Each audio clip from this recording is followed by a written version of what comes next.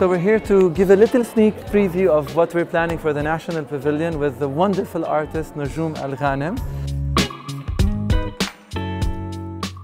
Very, very fast, very, very charged, and full of great food. A lot of good friends, great art, and a lot of fun.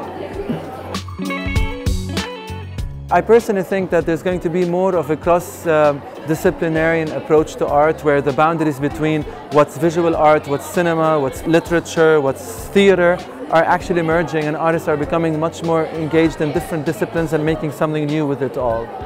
And I very much hope that artists get back into this habit of creating artist-run spaces and self-organize and self-promote and not rely too much on the gallery or the art fair system.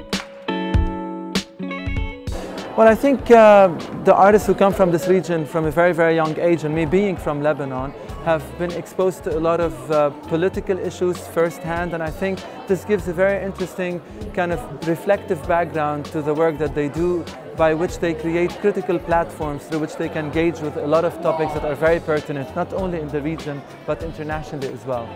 And I would actually say that the art from the region is probably more similar to art from anywhere else in the world. I think there's a lot more commonalities, and I really find it very troubling sometimes to identify where a particular artist comes from. It's much more interesting to see the person behind it, and then maybe you understand the bigger cultural context as well. But I think the similarities outweigh the differences.